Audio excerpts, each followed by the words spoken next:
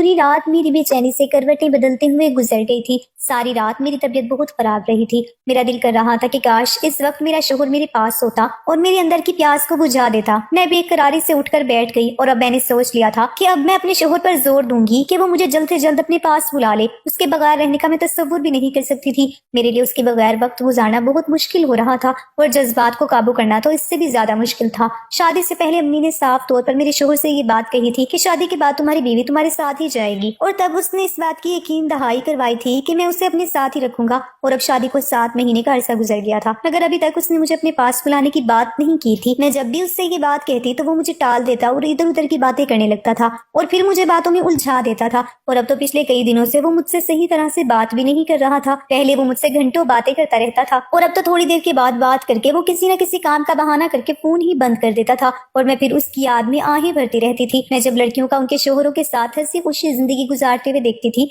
तो मुझे ये एहसास होता था कि काश मेरा शोहर भी मेरे पास होता और मैं भी उसके साथ खुशगवार वक्त गुजार रही होती। जिस दिन बारिश होती तो मेरे अंदर आग फिर से जलने लगती थी और जब कभी मेरे जज्बात बहुत ही ज्यादा भड़क उठते थे तो फिर मुझे बड़ी मुश्किल से उन्हें सहलाना पड़ता था। घर में मेरी कोई मसरूफियत भी नहीं थी जिसमें मसरूफ होकर मैं उनके ख्यालात को भुला देती। घर में मेरे ससुर के अलावा कोई भी नहीं था। वो दिल के मरीज थे, ज्यादातर बीमार ही रहते थे। वो पूरा दिन अपने कमरे में ही रहते थे। अपने शोहर के कहने पर मैं उनका ख्याल खुद रखती थी, उन्हें वक्त पर दवा देती थी और इस बात के लिए मैं किसी मुलाजिम पर एतबार नहीं करती थी। अब मेरा ज्यादातर वक्त अपने ससुर के साथ ही गुजरता था। वो जब मुझे अपने जमाने के दिलचस्प किस्से सुनाते तो मैं उनकी बातों में खो जाती थी। मेरे ससुर जवानी में बहुत रंगीन मिजाज थे। उनकी एक वक्त में कई औरतों के साथ चक्कर चलते रहते थे और जब कभी वो मुझे ये बातें बताते तो कभी कभी मैं उनसे बातें सुनकर शर्मा जाती थी। कभी कभी मेरे जज्बात भड़क उठते थे और कभी कभी मैं ये सोचकर परेशान हो जाती कि कहीं मेरा शोहर भी तो अपने बाप जैसा तो नहीं। और जब ये बात मैंने उनसे पूछी तो वो हंस पड़ते और कहते कि मेरा बेटा तो मुझ पर नहीं गया बल्कि वो तो अपनी माँ पर गया है,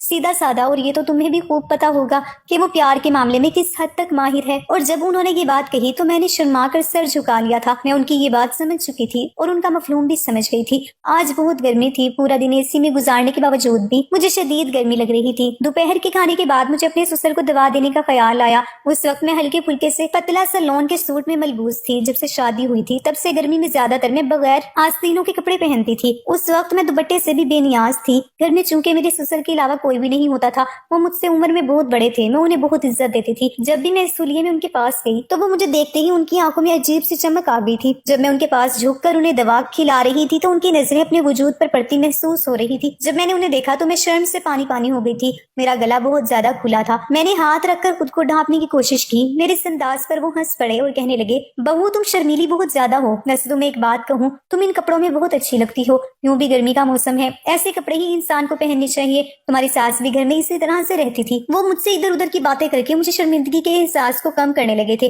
और फिर वो मुझे अपनी एक गर्लफ्रेंड का किस्सा सुनाने लगे जिससे वो रात को छुपकर उसके घर में मिलने जाते थे। गैर इरादी तौर पर ही मेरा हाथ उनके हाथों में चला गया था और उनकी नजरें मेरे वजूद में गड़ी जा रही थी। मैं उनकी बातों में बहुत ज्यादा मगन थी। तभी मुझे एहसास हुआ कि उनकी गिरफ्त मेरे हाथ पर मजबूत हो रही थी और दूसरा हाथ मेरे बाजू पर रेंग रहा था और उनकी नजरों का इर्तिकाज मेरे ऊपर था। ये देखकर मैं फिर से चौंक गई थी। अब मुझे एहसास हो रहा था कि मुझे अब ससुर के कमरे में आने से पहले कम से कम दुपट्टा तो ले लेना चाहिए था और फिर मैं नींद का बहाना करके अपने कमरे में आ गई थी। मगर मेरे जज्बात फिर से भड़क उठे थे और मेरे मन में फिर से ख्वाहिश जलने लगी थी। अब हर दूसरे तीसरे दिन ही मेरे ससुर बहाने बहाने से मेरा हाथ पकड़ लेते, मुझे हाथ लगाने की कोशिश करते और मेरा अपने जज्बात को संभालना बहुत मुश्किल हो गया था। मैं गरीब खानदान में पली बड़ी थी। जब मैंने आंख खोली तो घर में गुर्बत के डेरे डाले हुए देखा था। हम 4 बहनें थी। मैं बहनों में सबसे छोटी थी। मेरी तीनों बहनों की शादी भी हमारे जैसे ही घराने में हो गई थी और उस वक्त मैं कॉलेज की स्टूडेंट थी। और जब मैं कॉलेज में गई तो लड़कियों की बातें सुनकर मेरा दिमाग 7वें आसमान पर पहुंच चुका था। लड़कियों का कहना था कि मैं बहुत ही ज्यादा खूबसूरत हूँ, मेरे लिए कोई शहजादा मुझे ब्याने के लिए आएगा। उनकी बातें सुनकर मैं खुद को हवाओं में उड़ता हुआ महसूस करने लगी थी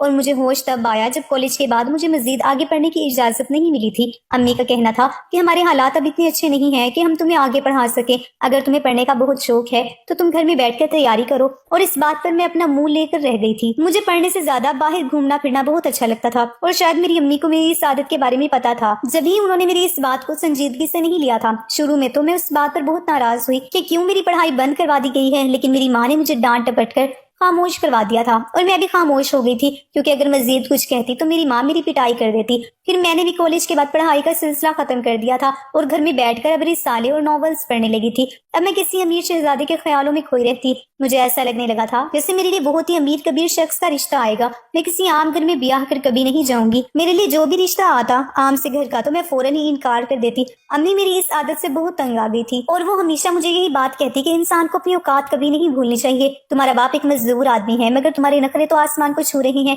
میں امی کی باتوں کو ایک کان سے سن کر دوسرے کان سے نکال دیا کرتی تھی۔ انہی دنوں رشتے والی آنٹی نے امی کو ایک رشتے کے بارے میں بتایا۔ لڑکا لندن میں کام کرتا تھا اور اس کے خاندان میں صرف اس کا باپ ہی ہے۔ یہ رشتہ ہر طرح سے معقول تھا مگر امی کو یہ بات کھٹک رہی تھی کہ لڑکا پاکستان سے باہر ہے، نہ جانے وہ واپس کب آئے، تو کیا تم اس کی غیر موجودگی میں گھر میں اکیلی رہو گی؟ وہ ماں تھی، ان کے دل میں بہت سارے سوالات تھے۔ وہ ہر پہلو سے اس رشتے پر غور کر رہی تھی اور ان کا کہنا تھا کہ اکثر جو لڑکے ملک سے باہر رہتے ہیں وہ بیویوں کو ماں باپ کے گھر کمانے کے لیے چھوڑ کر چلے جاتے ہیں اور واپس پلٹ کر ان کی خبر نہیں لیتے اور ملک سے باہر شادی کر کے گھر بسا لیتے ہیں۔ لیکن میں نے اپنی ماں کو سمجھایا کہ ایسا کچھ نہیں ہے، اب زمانہ بہت ترقی یافتہ ہو گیا ہے، آپ پریشان نہ ہو اور یہ وہم اور وسوسے اپنے دل سے نکال دیجیے۔ میں شوہر کو اپنی مٹھی میں کر لوں گی اور وہ میرے بغیر رہ نہیں پائے گا، مجھے فوراً اپنے پاس بلا لے گا۔ تب میں نے امی کو کہا کہ آپ اس سے پہلے یہ بات منوا لیں کہ وہ مجھے ساتھ لے کر جائے گا، مجھے بھی باہر گھومنے پھرنے نہیں آیا تھا۔ میں جب بھی اسے کہتی کہ مجھے اپنے پاس بلاؤ تو ہمیشہ یہ کہہ کر ٹال دیتا کہ وہ تیاری کر رہا ہے اور جلد ہی مجھے اپنے پاس بلا لے گا،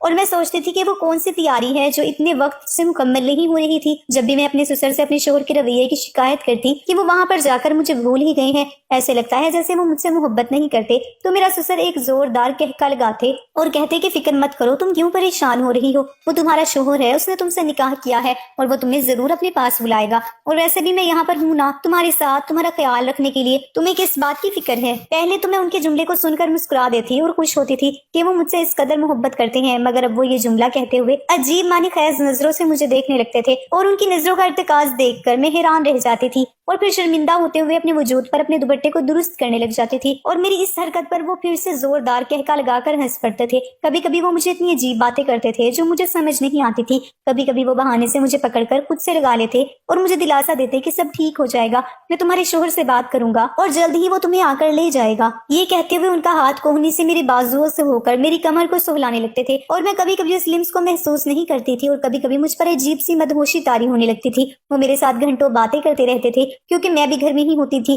میری اور کوئی سرگرمی نہیں تھی، اس لیے میرا زیادہ تر وقت اپنے سسر کے ساتھ ہی گزرتا تھا۔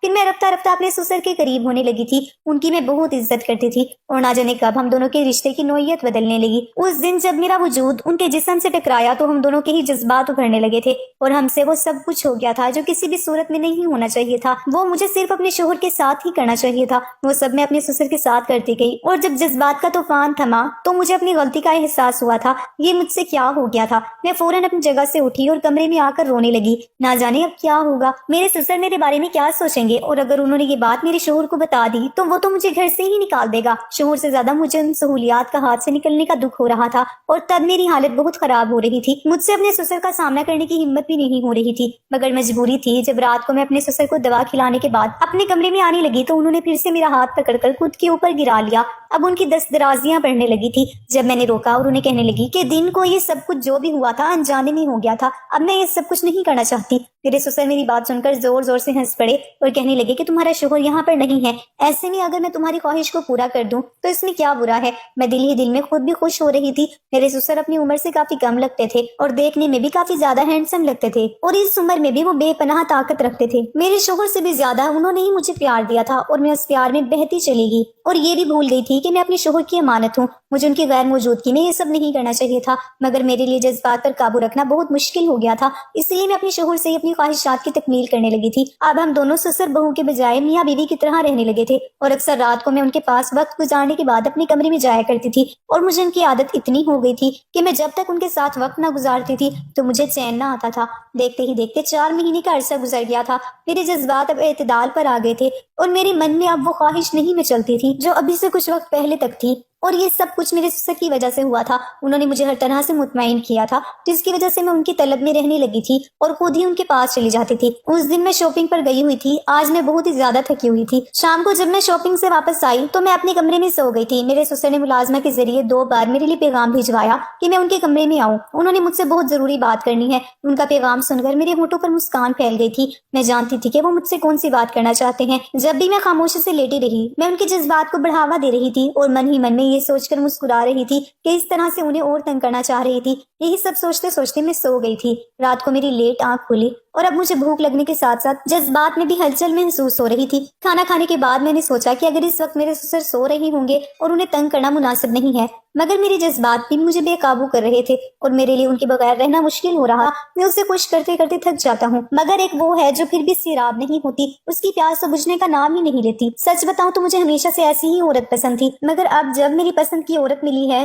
تو اب مجھ میں دم نہیں رہا. جب اب آپ میرے شوہر کا زوردار کہکا گونجا اور وہ کہنے لگا کہ میں تو یہ شادی آپ کے لیے ہی کر چکا ہوں، ورنہ مجھے کیا ضرورت تھی. میں تو ملائکہ کے ساتھ بہت خوش ہوں اور آپ کی تنہائی تو مجھے ستاتی تھی. اس طرح سے تو کوئی غریب سے غریب لڑکی بھی آپ کی عمر کی وجہ سے آپ کے ساتھ رشتہ جوڑنے پر کبھی بھی راضی نہ ہوتی. تبھی مجھے اس شادی کا ناٹک کرنا پڑا. میں جانتا تھا کہ آپ کو عورتوں کو پھنسانے میں بہت ہی زیادہ مہارت حاصل ہے اور آپ اس بے وقوف لڑکی کو بھی پھنسا ہی لیں گے. پیسے کی چمک دکھا کر کچھ بھی اس سے کروایا جا سکتا ہے. میرا اندازہ تھا کہ آپ اس کے ساتھ اپنا وقت اچھا گزار لیں گے اور دیکھیں نکاح تو میں نے کیا اس کے ساتھ، مگر بیوی ہونے کے مزے وہ آپ سے وصول کر رہی ہے اور اس کے ساتھ ساتھ وہ آپ کی خدمت بھی کر رہی ہے. یہ سب سن کر میرے پاؤں کے نیچے سے زمین ہی نکل گئی تھی. میں دونوں ہاتھوں میں سر تھام کر رہ گئی تھی. کتنی دیر میں زمین پر بیٹھی رہی تھی اور پھر بمشکل میں اپنی جگہ سے اٹھی اور جب اپنے کمرے میں آئی تو میں بستر پر گر گئی تھی. میں یہ سوچ کر پاگل ہو رہی تھی کہ میرے شوہر اور سسر نے مجھے اتنا بڑا دھوکہ دیا تھا. میرا شوہر شادی شدہ تھا اور اس نے محض اپنے باپ کے لیے مجھ سے شادی کی تھی، اس کی تنہائی کو دور کرنے کے لیے. اب تو مجھے خود سے گھن آ رہی تھی کہ میں بھی جذبات میں اس قدر اندھی ہو گئی تھی